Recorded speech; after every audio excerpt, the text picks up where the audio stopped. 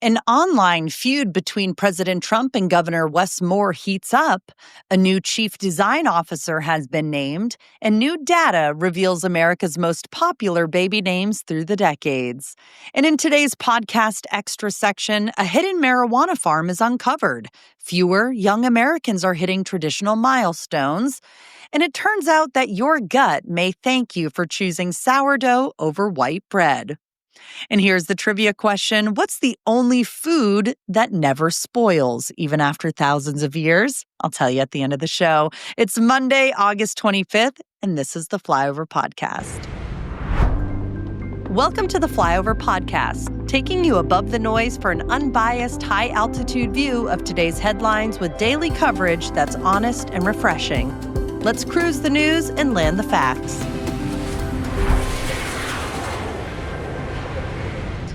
Good morning, everyone, and welcome back to a new week of the Flyover Podcast. I'm your weekday host, Ayla Brown. Thank you to those who have watched, shared, and rated us. If you haven't rated and left a review, we're kindly asking you to do so today. So pause, leave a 5-star review, and join me right back here. It means a lot, and it helps this podcast stand out. And also just a quick note regarding our ongoing capital raise. We've hit $1.1 million committed. Learn more at invest.jointheflyover.com. All right, let's take off with the biggest stories of the day. President Trump and Maryland Governor Wes Moore are sparring online over crime in Baltimore. President Trump has offered to deploy the National Guard to the city after Moore challenged him on social media to, quote, come walk the streets with us.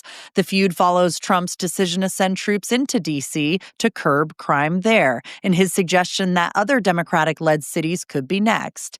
In the exchange, President Trump questioned whether Moore ever received a Bronze Star for military service and hinted he might rethink federal funding to repair the Francis Scott Key Bridge, which collapsed in 2024. Trump also declared, quote, after only 1 week, there is no crime and no murder in D.C. When it is like that in Baltimore, I will proudly walk the streets with the failing governor of Maryland. President Trump has also tapped Airbnb co-founder Joe Gebbia as the federal government's first chief design officer, tasked with making digital services, quote, as satisfying to use as the Apple Store. He'll lead the new National Design Studio, aimed to overhaul roughly 26,000 federal websites, everything from IRS pages to passport renewals, under a 3-year plan that kicks off with an executive order called America by Design. The goal is to deliver the first results by July 4th, 2026, just in time for the nation's 250th birthday. And lastly, if you're looking up to what the most popular names are, well, those have changed over the years. I will tell you that. Well, for a lot of the century, it used to be Mary as the popular girl's name. It dominated from the 1880s through the 1950s, but none of the most popular names from that era remain in the top 20 today. Parents now lean toward less traditional choices, with Emma currently holding the top spot. Now, boys' names have been more consistent, with James and William appearing in the top 20 for over a century. Today, biblical names like Noah, Jacob, and Elijah are especially common, with Noah ranked as number 1. I just looked at the list of the boys' names, and let's just say my 2 sons' names are not on the list. Are yours? We've linked both the boys and the girls in the show notes below.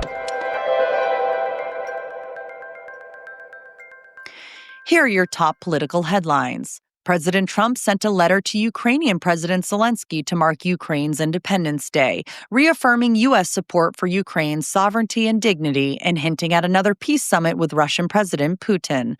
The message came as tensions persist and follows an already contentious Oval Office clash between the two this year.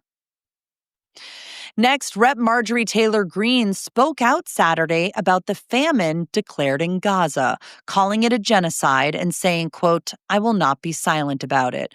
Her comments stand out. They make her one of the few House Republicans boldly using that term in reference to Israel's military actions. And more than 2 million people have signed a petition seeking leniency for illegal immigrant trucker Harjinder Singh, who faces a possible 45-year sentence following a fatal crash in Florida. Supporters, many from Indian and Punjabi communities worldwide, say it was a tragic accident, not a crime, while critics argue public sentiment could be swayed by bias.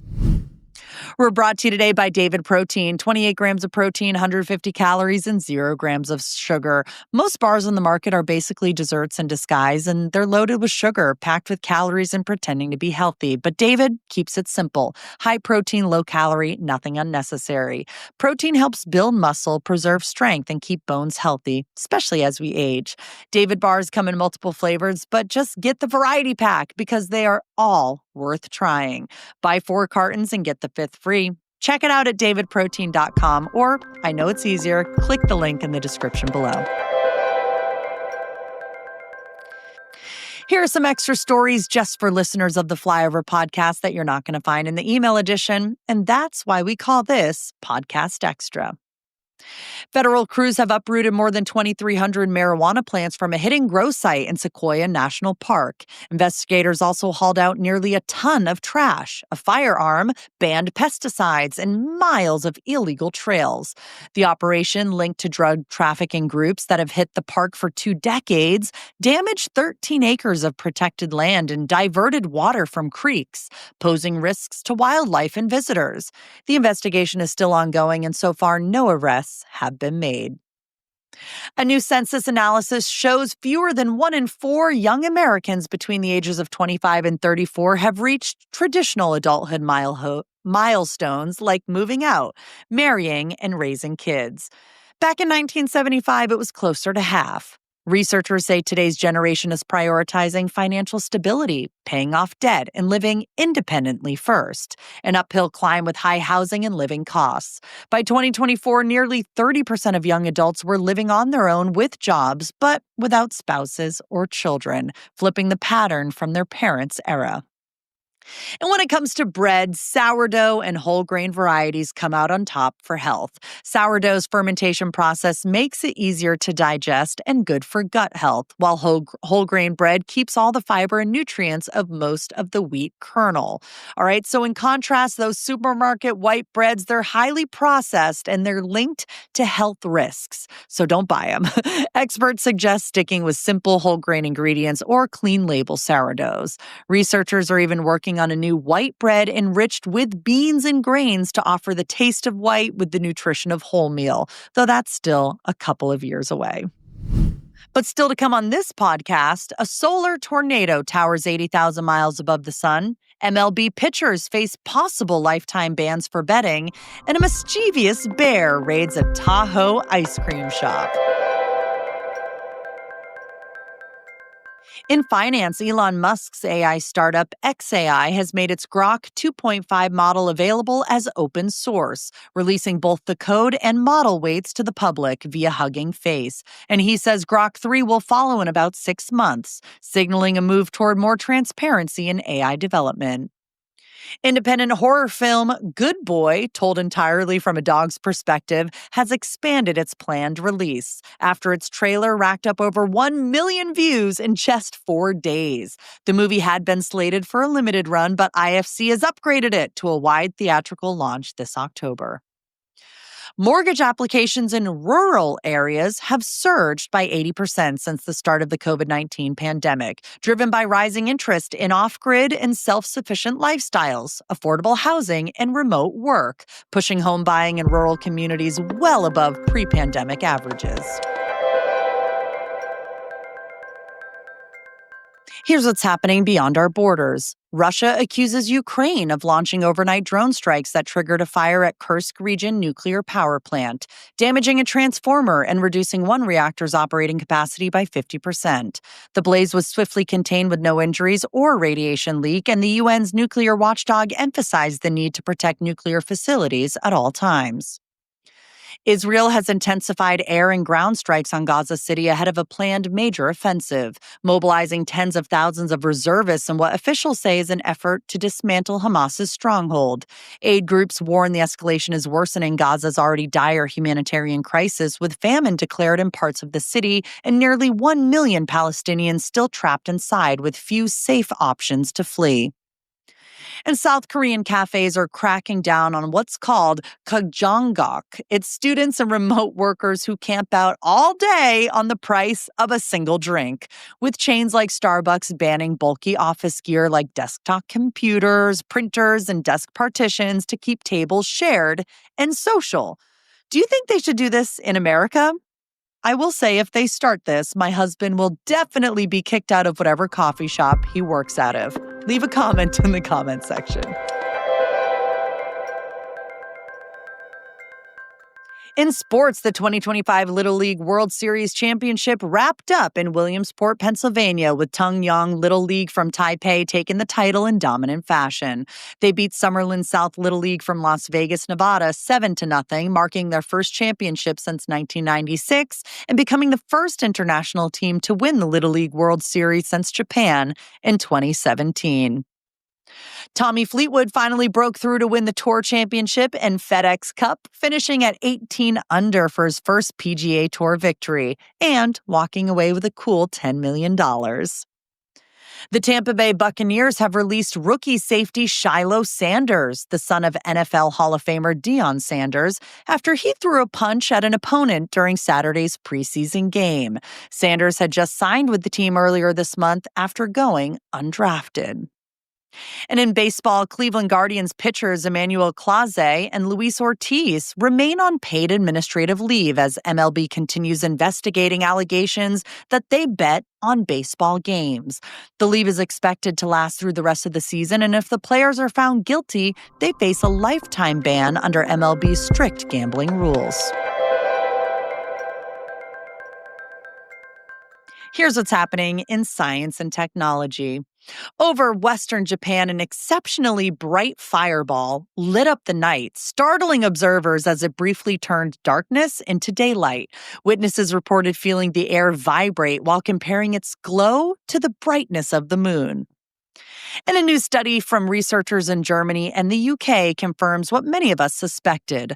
A morning coffee gives you a real mood boost. Participants reported feeling significantly happier and more enthusiastic for up to 2.5 hours after their first cup, regardless of their usual caffeine habits or sleep quality. I am definitely one of those people. I love my first cup of coffee in the morning. Here are some stories on a Monday that we just thought you would like to know about today. Jerry Adler, a veteran of Broadway who later found fame as a TV actor, has died at 96. Adler spent decades working behind the scenes as a stage manager and director before becoming best known for his role as Hesh Rabkin on The Sopranos and Howard Lyman on The Good Wife. He also appeared in dozens of films and TV shows, leaving behind a 6-decade career in entertainment. In California, a little mischievous bear named Fuzzy broke into a South Lake Tahoe creamery before dawn, raiding tubs of ice cream and showing a clear preference for the strawberry flavor. Deputies found the bear still inside the shop, caught red-pawed behind the counter. Officials say Fuzzy has been spotted in the area before and may have developed a sweet tooth from repeated encounters with human food. And in Lithuania, more than 100 teams from across Europe competed in the 2025 Corgi race in Vilnius. The annual event included sprinting contests, barking competitions, and a costume parade judged on creativity and cuteness. Of course, it drew large crowds and a flood of social media videos from Corgi fans worldwide. So please check out the article linked up to this story in the show notes below. And while you're there, you're going to find the one about Fuzzy, the bear, and the ice cream. Of course, if you like cute animals, click on them.